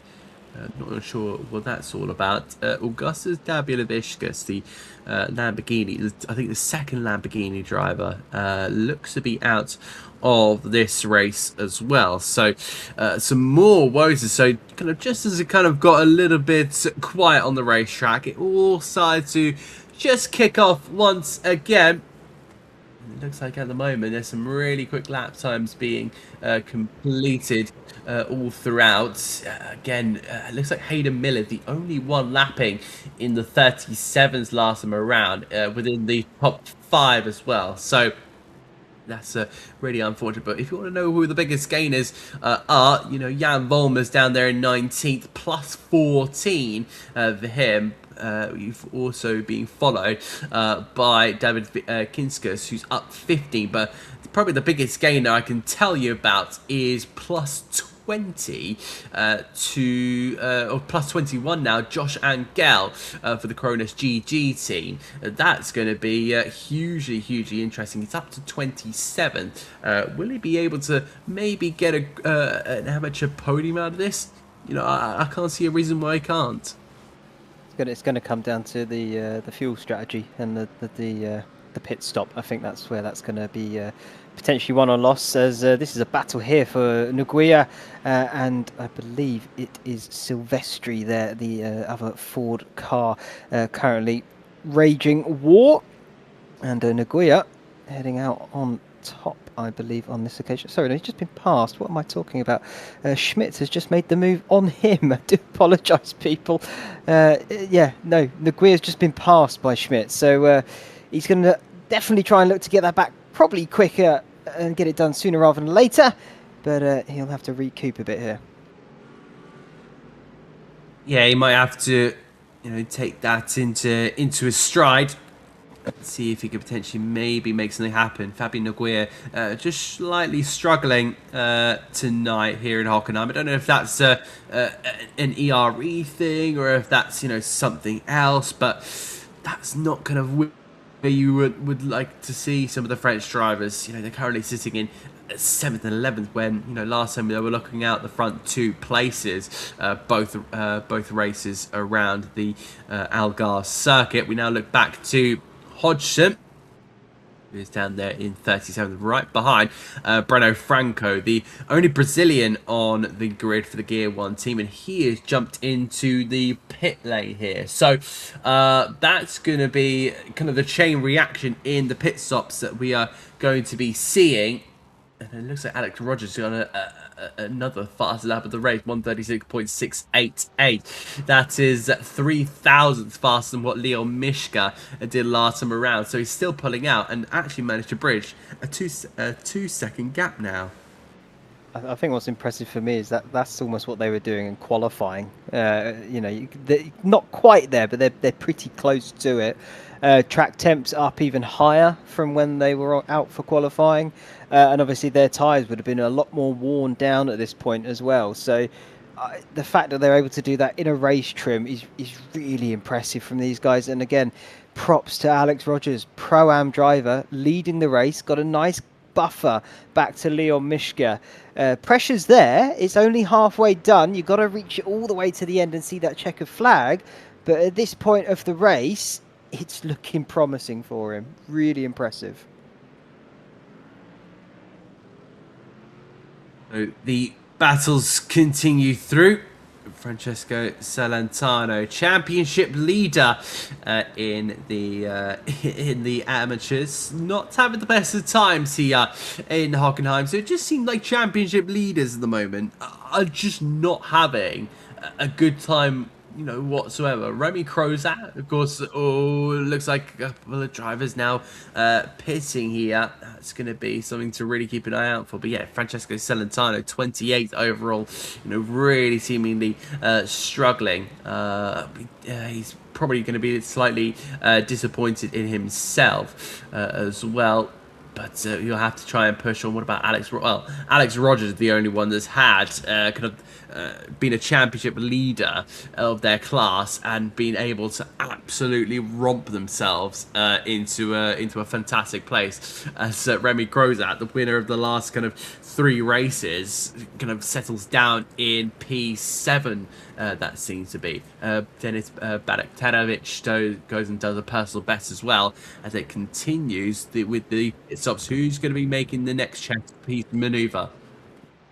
Well, that's the key, and we're going to have to just hang on a moment more to figure that one out. I mean, we're watching on board with this battle here. Then this is Jensen's Adriansons, and behind him is Remy Crozat, of course, championship leader. Struggling a little bit here tonight, but he did mention last week in his interview with us that Hockenheim wasn't really a favourite of his. So I think we had a little bit of a prelude, you could say, of what the expectations should have been for tonight from Remy, and maybe that is sort of coming to fruition. But I mean, 7th place is still a fantastic result for him here, and of course, points-wise, that's going to definitely keep him in the hunt, particularly that he has not dropped a single point as of yet, and still, as of yet, has not done so because we haven't seen that checker flag, of course. So who knows? We may see him on the top step still to come. But at the moment, 7th spot. And you have to think, Adam, is, Alex Rogers, of course, he's first. We keep bringing him up. But, I mean, at what point do you bring him into the conversation of potential overall champion? I think if you're Alex Rogers, you kind of think about your own class. I think that's kind of every single driver. Even if you're like a gold driver, you got a really fast kind of trio or duo in like GT World Challenge in the gold class. You only really think about your own class. You kind of don't think about any others. Unless Alex Rogers now goes on an absolute tear of 3 wins in a row or something, then we can kind of consider him. But he'll be only thinking about the pro standings and just wanting to battle away with some of the best. That's kind of what you really think about at that moment in time. So right now, he'll be kind of hopefully calm and collective, thinking about being in the lead of that race after a fantastic move down in towards turn number 2 on lap 1 here. But yeah, he'll be really hoping to just get this car across the line. I wonder if an early pit stop might be worth it, as it looks like Leon Mishka is lapping the Brazilian there in terms of Breno Franco. It looks like, again, Jensen Anderson is now starting to have a little bit of a tussle here with Remy Crozat. This is going to be impeccable for Crozat if he can just about stay ahead. But the Mercedes still there. Oh, he's got the disadvantage. He's been shown the green AstroTurf, and he's just going to have to tuck in for the moment. Yeah, a little flash of the lights. Yeah, I could tell he wasn't a happy bunny in that car, was Crozat. And He'll have to regain his composure and go for it again, because he looks like he has the pace here. He just needs to find that little chink in the armour and take full advantage of it. Look at him, he's already closed right back up to the rear wing. So we've now got the leaders into pit lane, Adam. So a shake-up. Miller is going round. So we've got a new leader of this race then, Hayden Miller. He, of course, led away from the starting line, but he never completed a lap out front. So new race leader, Hayden Miller. Yeah, he'll be hoping to try to go maybe a little bit longer in his strategy. I think that Alex Rogers just kind of wanted to make an early pit stop, just as I kind of expected, just so he can maybe get a potential undercut here and make his fuel stop a little bit longer, but he'll be able to push more. So he's already built up a little bit of a gap, and there you can see the Ferrari out there leaving the circuit. And where is he going to end up? He's in a bit of clear space here, because there is Leon Mishka. That's one opponent that he's managed to stay ahead of, but I think Mishka has closed the gap there by about a second as well. We see all the pros filtering out back onto the circuit. That's going to be a brave move. Who's that? I think that's going to be Martin Varga up ahead.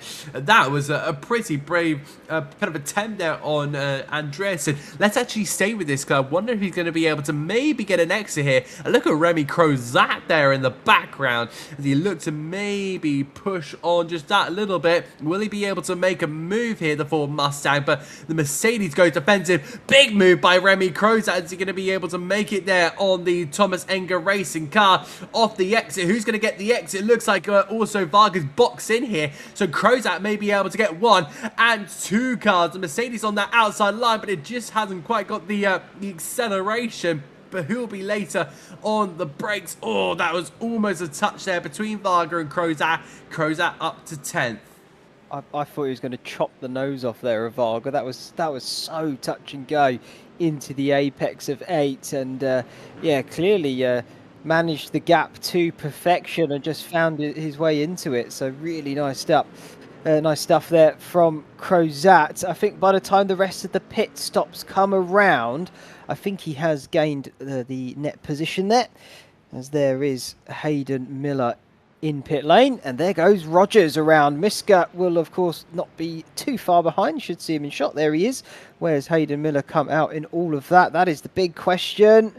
He's come back out right behind them once again. So clearly not too much of a change from the pit stop phase of things, even though he did go a lap later and a slightly shorter stop. The gap still about the same.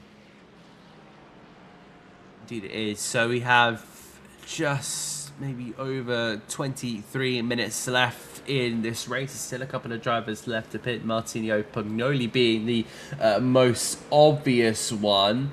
And I think that's kind of it at the minute. Everyone has made their pit stop. So Alex Rogers now ahead of Leon Mishka and Hayden Miller. Miller, I think, is the biggest loser out of all of that. He hasn't gained on Alex Rogers, and he's now got a gap to Leon Mishka. So now he's going to be looking behind here, potentially at Denis Badiktarovic.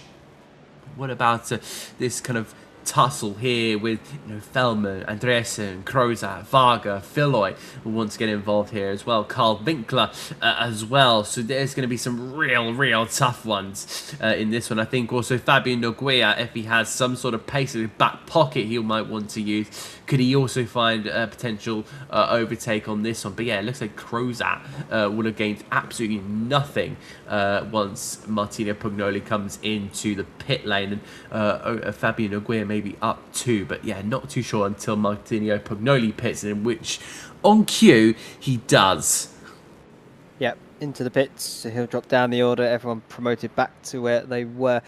I feel like this race, Adam, if these gaps can stay as they are right up until those final sort of 5 minutes, it's then going to kick off. It's when the drivers are going to start sending it on each other, because they'll try and make up as many spots as they can, and with 5 minutes left, if anything goes wrong for your opponent, they're not getting back into it.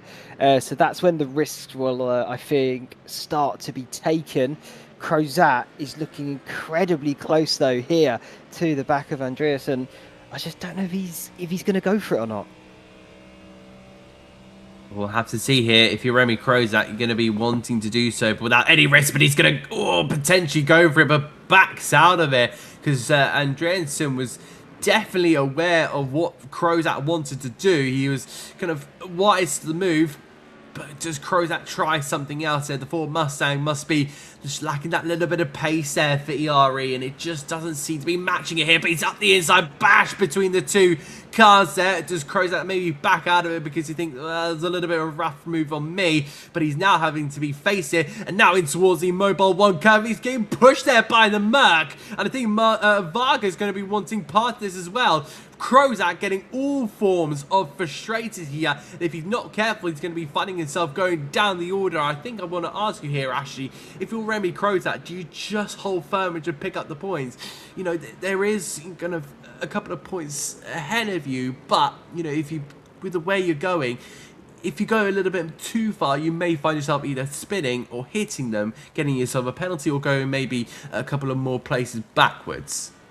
I mean, he would have looked at the point gap coming into this. He's got 60 points over Hayden Miller.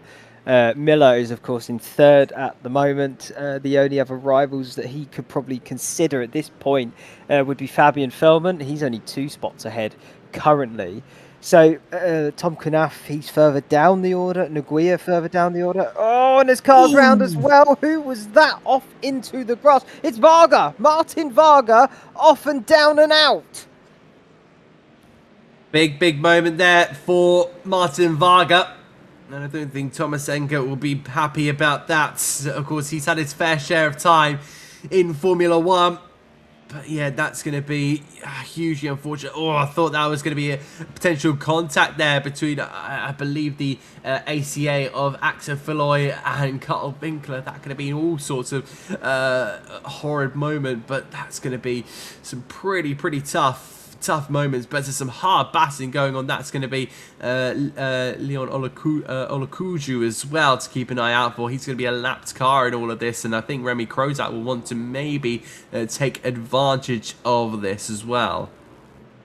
This lap car, yeah, Olakuju, I believe you just said, he's probably going to get a bit in the way here through the final few corners.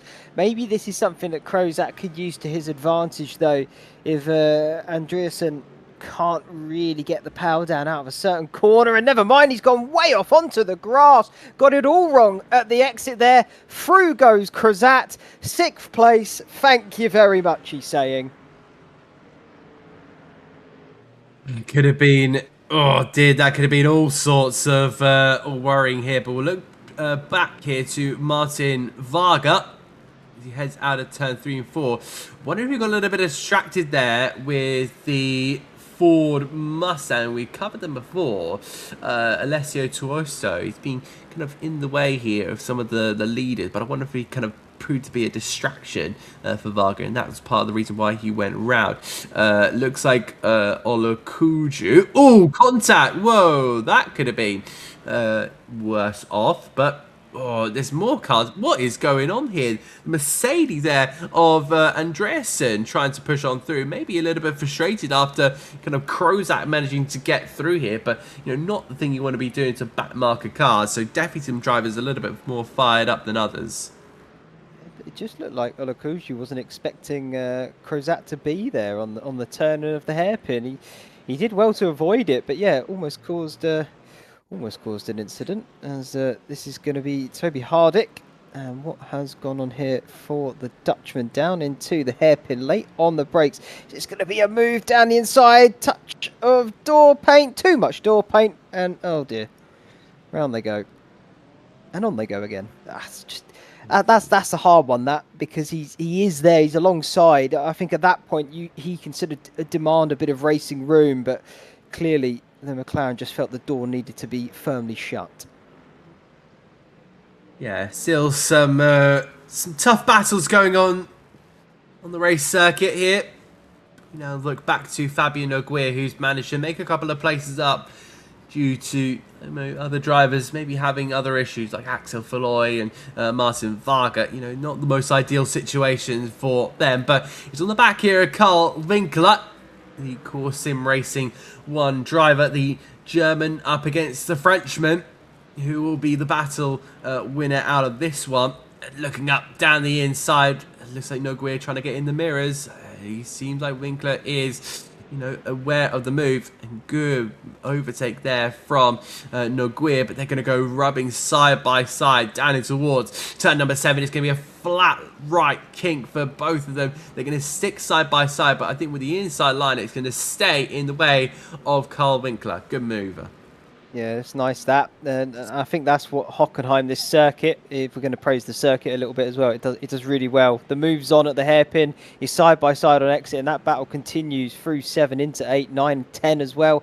Sometimes it can still be going on, and it almost is at this point here between the pair of them into the proper arena part of this circuit. 11, 12 through the quick chicane here, and yeah, brilliant racing here.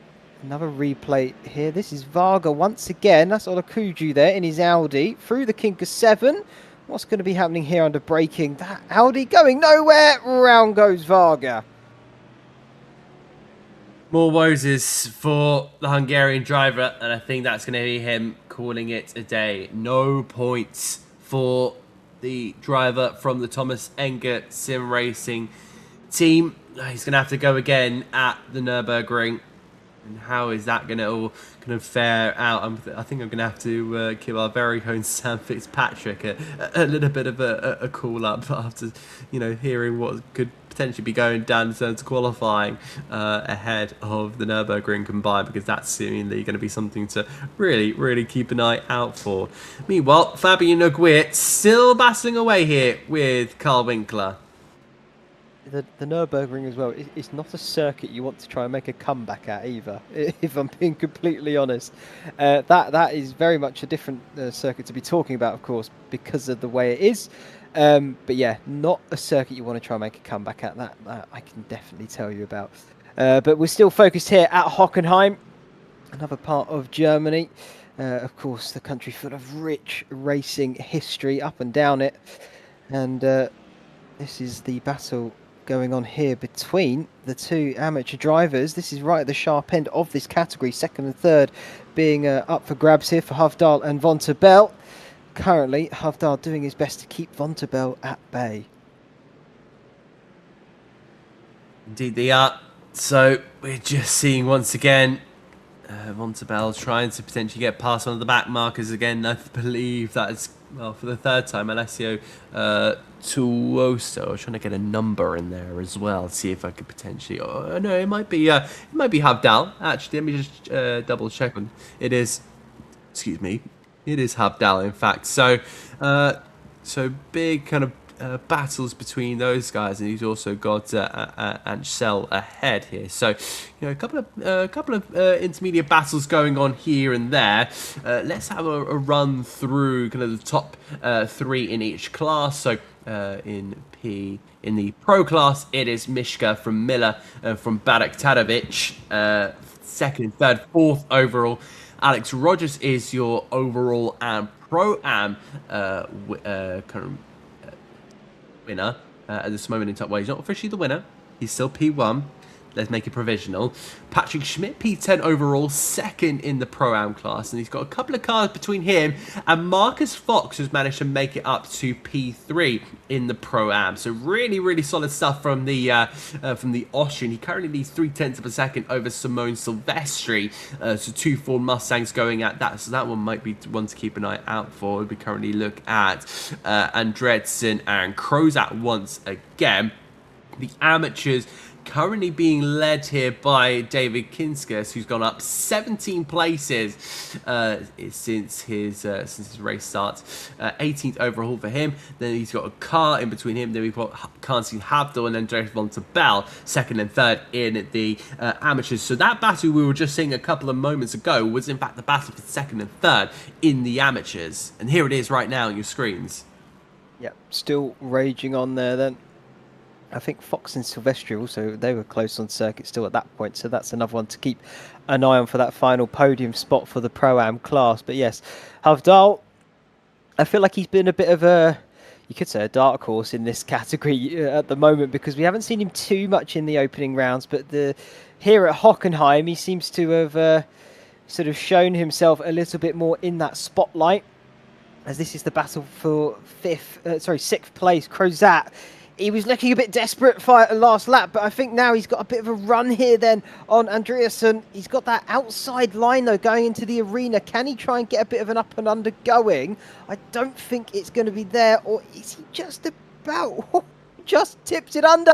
Oh, and there's a bit of contact. Krozat is off the circuit. He's losing spots. Winkler, Nguyen, Schmidt is through, and Krozat is now down to 10th position. Oh, that's going to be a huge disappointment from the championship leader in the pros. How unfortunate is that going to be? And I have to, you know, really make this a big old thought here. Are we going to be seeing Alex Rogers lead a championship as a Pro-Am? I'm going to have to maybe do a little bit of calculations here. So I'll see you in about 10 minutes. Here we go. Yeah, you work that one out, Adam. Let's see how this unfolded between Krozat. Oh, I wonder, can we go back just a touch potentially, producer? I think we just maybe missed that a touch there, but I think what it looked like, I think he got too eager on the inside curve from the brief snippet of that, because he was very, very close to the back, because this is from Winkler's on board, but he's going to jump forward here. He tucks up and under. Do you know what? It's not the curb. Yeah, it is just purely the contact. It unsettles the car far too much. And off he went. So Krozat, a mistake on his behalf, I would say, at that point, because Andreasen did nothing wrong but defend his position. And he defended it valiantly as well. So he'll hang on to that 6th. And yeah, Krozat lost out down in 10th. So big shame there from the championship leader. But yeah, I wonder if you've worked that out now, Adam. Is Rogers potentially going to be topping the overall standings? As far as my calculations go, actually, and viewers, I can announce that if things stand, Alex Rogers will lead the championship. As long as Hayden Miller doesn't finish second, he should be leading this championship by the end of tonight. That's insane. I mean, incredible as well. But I wonder if that has happened in the entirety of the the Apex Racing League GT3 trophy. I wonder if a Pro-Am has led the championship at any other point. That would be an interesting stat to figure out. Made another discovery. Miller can finish second if he wants to. Genuinely, the gap between the points for first and the points for second, I believe, are 14 points. The gap between them is currently, I think, it's 6. So as long as Alex Rogers keeps it on the road, theoretically he should be leading the overall standings by the end of this race. There is huge implications riding on all of this, and I don't know if you can tell, but I'm like an expected father in this. That's one way of putting it. I don't know how to respond to that, if I'm being honest. I really don't. But, what I will give you, there is a lot of love for Alex Rogers in the YouTube chat right now. There a lot of people out there commending him. They're his favourite driver from Rosso. Kitsy Max, mega drive from him. But there is obviously people saying, it's a long season. You are absolutely right. But I mean, so far at this point, you can't really rule him out. This has been 3 different races, 3 different circuits. And Alex Rogers has been right at the sharp end of every single one of them. He's got a lovely gap here at Hockenheim. And at Spa, he was just a bit unstuck, I would say. He finished probably where he deserved on that occasion. Portimao last time, I feel like he might have been robbed potentially of an even better spot there. But so far, so good for Alex Rogers. Really impressive stuff. Oh, that's going to be a rough move there by what seems to be, I believe, Dustin Riker up the inside of Russ Fowler. The McLaren. We don't really see many McLarens in this championship. This seems to be quite the rare car. Only 4 of them have entered, and they're all in the amateur class. That being Josh Angel, Russ Fowler, Anders Udvik, and James Folks, who have not appeared in this. The latters have not appeared in the championship. So currently, we've only had 2 so far. Again, we're still now closing up to the end of this race. Looks to be 6 minutes remaining as Kansin Habdal currently batting over second and third in the amateur class. Yeah, this is one that's going to go to the checker flag. I've got a funny feeling about it. They've been going at it for the last sort of 15 minutes like this. Havdal still to the good. Von Tabel still looking for the gap, but this is a tough one to call, both in the what seems to be the favourite pick at the moment of this season in the GT3 trophy, and both of them are incredibly quick machinery in the right capable hands as well. So this is, like we said earlier, I think sort of a battle going down for the ages between these 2 manufacturers, and tonight between these 2 drivers, and this is for, of course, the podium in the amateur class as well. So really impressive stuff, and of course will be really meaningful to whoever comes out on top.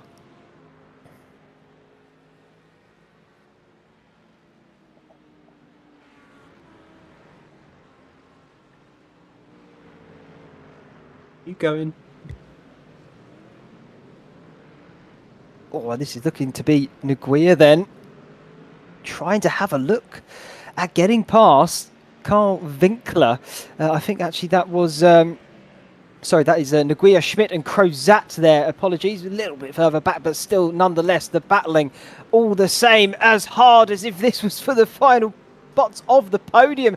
Winkler doing his best to defend. This could be a chance then for Crozat to make some redemption moves here, potentially. Couldn't quite find it. Almost had a repeat of what we saw a few laps ago through that turn 10 corner into Mobile 1 and into the Mercedes section now, or the big sort of stadium part of this circuit. Oh, that's very cheeky from Schmidt down the inside. He's going to run Winkler wide. And there he goes through into the final corner. Schmidt Oh, it's getting all argy-bargy now between them. This is what we're expecting at the end of the race. Victor's down the inside now for turn number 1 and shows Schmidt the door. But here comes Crozat. Down towards turn number 2. In the latter moments of this race, Schmidt wants to go to the outside. Nguia says no. Crozat really not being what he's, set out to do.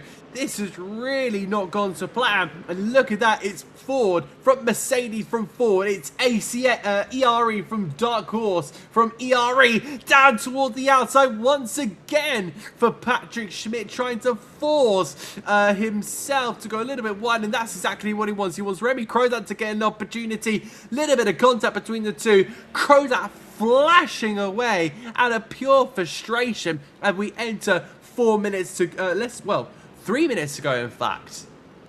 Oh, that was mighty close there. My word. How was there not contact between those cars? I do not quite understand. Schmidt now in front. Weave of disapproval, I would imagine that was, from Nguia and Crozat behind. What a shame, though, there from the French duo. Unable to get that for Crozat, and now they've all both lost out. This is Havdal and Von ter Bell then. Are we finally going to see the move being made? Von ter Bell late on the brakes, down the inside of the hairpin. That's how you do clean overtaking, or much cleaner than maybe some of the others we've seen this evening, but brilliant nonetheless. Well done, Von ter Bell. Through you go to second place.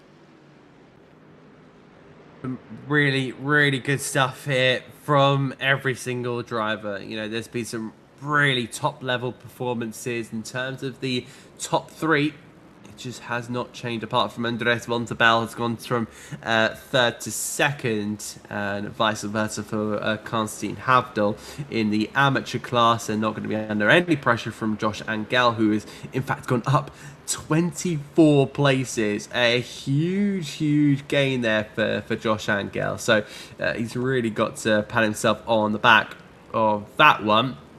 What about Fabian Feldman in his battle potentially for maybe grabbing a podium spot from Denis Badaktadovich? Well, I don't think there's going to be many opportunities with a minute and a half left to go. Well, what about Pugnoli? Again, 1.1 seconds the back of Silvestri. So we might be just locking in our podium sitters here from each class. Potentially, but you never know. In racing such as this, and I would like to think they've all got enough fuel on board, but that's always something that niggles in the back of my mind when I go racing, is have I got enough to make sure I get round to the checkered flag. As we do start the final lap now, it's only one more lap then for Alex Rogers to perform. He's got a fantastic buffer of 3.2 seconds over the season 9 champion of Leon Mishka. And he can probably take this lap pretty comfortably to the checkered flag and pick up that win. And it's going to feel very special for him when he does. Marcus Fox and Simone Silvestri getting pretty close here for the battle for 14th and 15th overall. I've just spotted that on the timing screens. They're getting pretty close, in fact, and I believe, yeah, here they are. Both Ford Mustangs really, that's starting to get a little bit tasty down in towards turn number 2, then 3, then 4. But what about turn number 6 here for Simone Silvestri? Will he be able to pull maybe alongside Marcus Fox? And remember, this is the battle for 2nd place in the Pro-Am. I think they're just going to put there down in towards the next hander. But yeah, sorry, my apology, 3rd and 4th. I'm so used to a Pro up in P1, but nothing done there. Let's take back to our race leader here, Alex Rogers, who has just been nothing short of absolutely phenomenal. Just in case it is, I'm going to call it Alex Rogers, the first ever Pro-Am to win overall. Rogers victorious at the Hockenheim ring. Yeah, fantastic there from Rogers. I mean, well deserved. He hasn't put a foot wrong all evening. He had a fantastic qualifying as well. Really did a number on his lap, and he was able to follow it up, being on the front row with the race win, and really impressive from him. Unbelievable stuff there. Mishka from Miller, second and third. Fox and Silvestri, it will stay across the line. Marcus Fox grabbing a third place for him. And it looked to be David Kinskus, the Lithuanian, to win the amateur class. Fantastic from himself. From really hard battles. Egins Konstantin Havdol to finish third, just behind Andreas Montabel. That rounds off your podiums in all three classes. And well. Hockenheim has thrown up an absolute enticing race. We started off with 51 entries, 49 made it to the grid. It looks like we will be ending with 42, despite with multiple retirements. It's been very different to what we've seen so far. It's not been a race based off of outright performance. This one, of course, it helps, but this one is also down to a little bit of strategy, in that you do have to look after your fuel, and of course, when you're racing at a circuit that is so fast as well, if you do put a foot wrong, your competitors are just going to dart away, and that gap is so hard to close back down again. So really good racing from all of those guys out there. Fantastic stuff in the end, and very well done to Alec Rogers once again. Indeed it was. You know, you have to really give him the praise there. Alex Rogers is your winner ahead of Leon Mishka and Hayden Miller. That is your overall podium. Denis Baraktanovic will grab the pro podium ahead of Fabian Feldman and Carl Winkler. Jensen Andreasen, the Belgian driver for the Racesport BCM team, he'll finish in 7th, just ahead of our second place in the Pro-Ams of Patrick Schmidt, the third German across the line, the first one being Leon Mishka. Then we find Fabien Noguia ahead of Remy Crozat with Tom Kudnap, and then Axel Floy ahead of Pierre Verne. And we find our third place driver in the Pro-Am ahead of which that being Marcus Fox ahead of Simone Silvestri with Pognoli. Kinskus, our winner in the amateurs, ahead of Francesco Sala. We missed a couple of them. We find 21st Konstantin Habdol, followed by Daniele Sialfi. In fact, I believe I'll just quickly cover Nino Anschel in P19, Andres von Tabel 20th, Konstantin Habdol 21st, and we find Daniele Sialfi, Helder Sequeira, Josh Angel 4th in the amateur, followed by Gabriel Schmidt, Matthias Gorecki in 26, had Dominic Engel, Davide Vitariti, and Daniel Badorek. Daniel Gruber in the middle of a trio of German drivers, Dustin Reicher, and then Russ Fowler. Jan Bolmers, the lowest finisher of our pro, followed by Sam Clark and Breno Franco with Francesco Celentano. What a horrible day he has had. Not a result he would have wanted. He'll come back at the Nürburgring. Then we go to Marcus Blum, followed by Ruben Iglesias. Then we find the next driver being John Larson, followed by Ronald Grossman, who had, of course, his issues in the latter stages. He managed to get back out on track. Leon Olukuju, and then Alessio Tuoso. And then we find the retirements. Toby Hardick with Martin Varga, Jason Hodgson, Augustus Dabielevishkas with Yaroslav Dimitriev, Salvatore Lan, Pedro Botello Moniz, who retired on the relative opening laps, and then the two drivers that never got to the grid, the Hyperion Racing duo, the two Americans of Derek Heiberger and what seemed to be Camden Craft. It looks like we're about to go into interviews now, so we'll just double check and see who we have. It looks like we only have one. Let's bring him in. Alex Rogers. Unbelievable stuff from you. Where did that all come from? Great question. I don't know myself. It was quite literally just once I sort of pipped in front of Hayden. I knew Hayden was going to be quick at the start, and I knew we had Leon and a couple of others behind us who were all lightning. And as soon as I got down in front of him and he said, "Come on, let's go," because he got in the driver's chat and said, "Just go, let's not fight." So I thought, okay, so I've just got to run my laps until the end and just run my race till the end. So that's what I did. Let's take it back to qualifying here, because you set a really good lap time in qualifying, but was when you were waiting in the pits for those last 10 minutes, were you kind of expecting to maybe move down further, or are you kind of confident in your lap times? Hello, yeah, I was definitely expecting to move down. I left a little bit on the table at T1 on my lap, just because other people would probably tell you the off track, or yourself, is a nightmare at T1. But honestly, I wasn't expecting the front row at all. I just think the Ferrari was really good here as well. Honestly, the car was great. And then let's talk about your first lap, or kind of your first stint, because you made such an incredible move down into towards turn number 2. Kind of take us through your vision with that. I just knew I had the run on Hayden coming out of turn 1. I just knew he was out of turn 2. So out of turn 2, it was it was turn 1. So out of turn 1, I just knew I was closing in and just had to go for it. That was really it. I just knew I had the overspeed and just carried it in. Then moving on to kind of your second stint, you made the earlier pit stop compared to your drivers around you, and then you kind of just put the pedal down. How was that second stint in your view? Yeah, again, second stint, a lot of it was about managing the front left, I think, here, and just trying to keep the tyres in the window without overheating them and pushing too hard. So I was a little bit worried about having to fuel so much. I think all the drivers behind had a faster stop than me as well. But it worked out, so it was all fine in the end. And then kind of taking that win, how much did that mean to you? Because as someone that has seen you all the way through season 10 in that amateur class, just continuously working away in that BMW, then of course I didn't get to see you in season 11, but now we're back here in season 12 and you've reached pretty much the pinnacle. Kind of take me through that, because that's just been unbelievable, especially from my view to watch.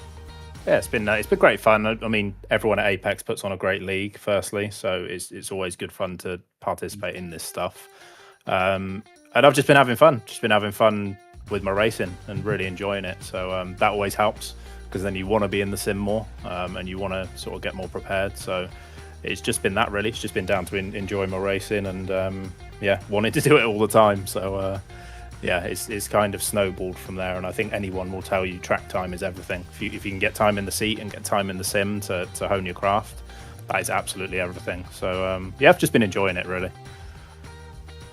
Wow, the message still hasn't changed from 2 seasons ago. It's Ashley, the same. It's still the same. Ashley, is there anything you'd like to ask our race winner? I think you've covered most of it, but I mean, Alex, congratulations from myself. Fantastic race out there.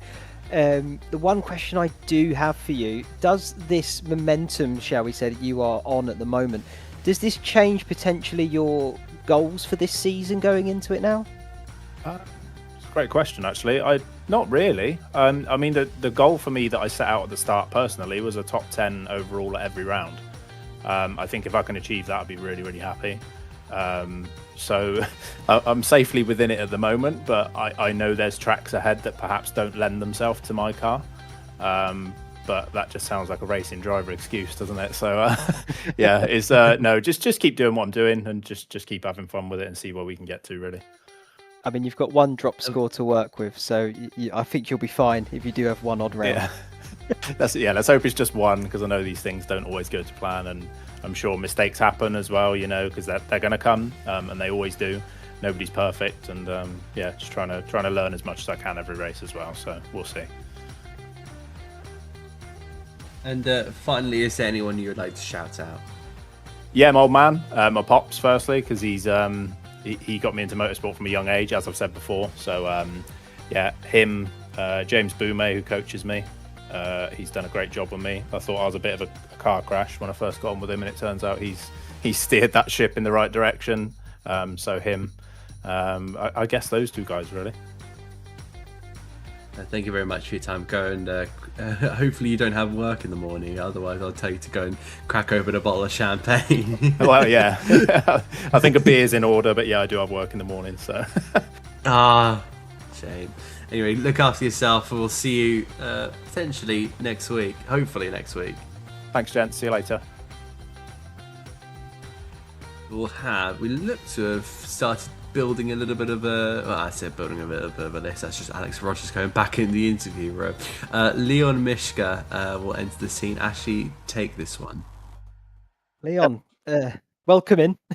Brilliant to have you here. I feel like finally we've got you here as well. But good result here tonight. I think this is where maybe what we're expecting for more of you for this season, looking forward, hopefully. Oh yeah. Thanks, GG's to Alex. He's done a fantastic job today. It was quite a difficult start to the season, I guess, with the spun in Blanchimont. In the last chicane in Spa. I think it would be not an easy win, but it would have been an easy top 3 for me. I don't know. For me, there was no puddle, so yeah, it's a shame, but nothing you can do about it.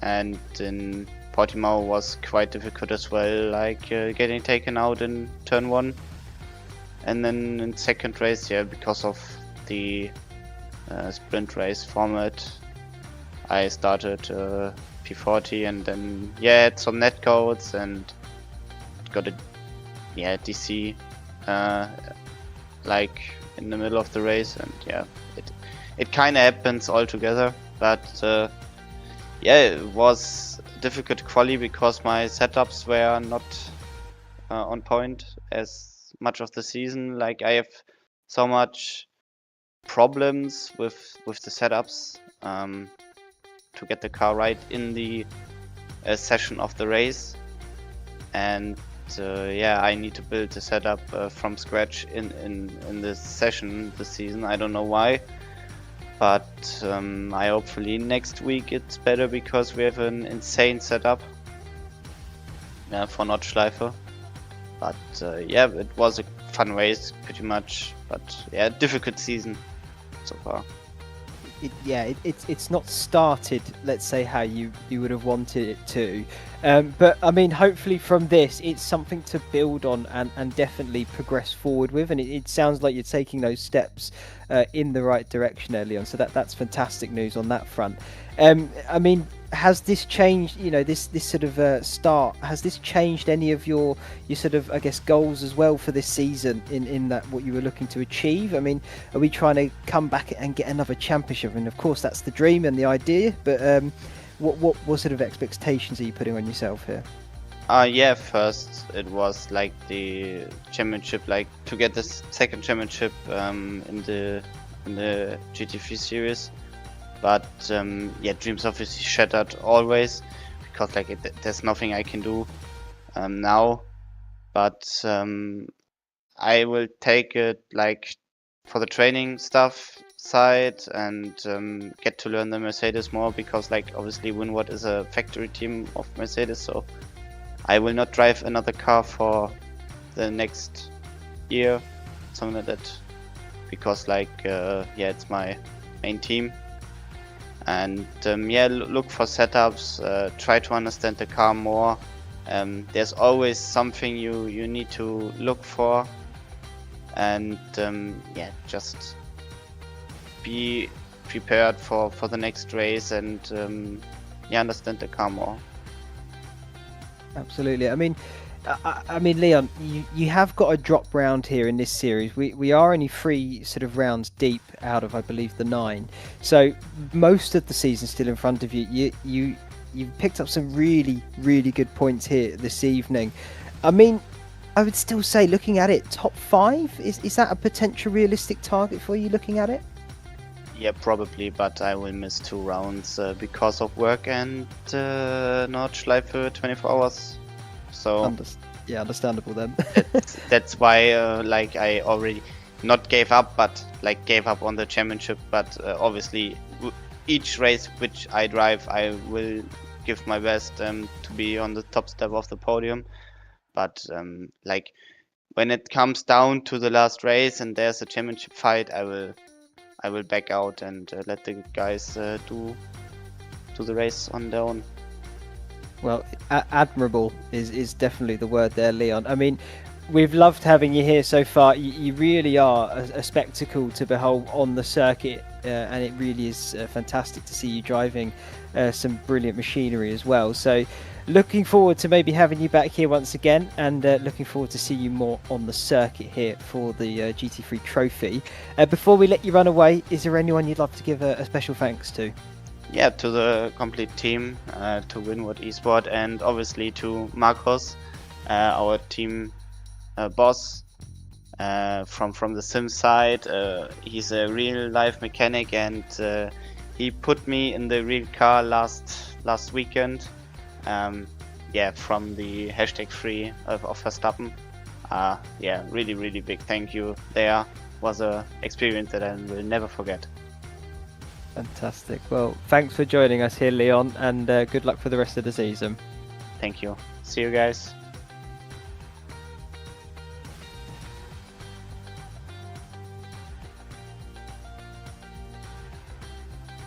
It looks like we've had something happening in the background, but yeah, we are about to round this off. Ashley, let's have your kind of final thoughts on this entire race weekend.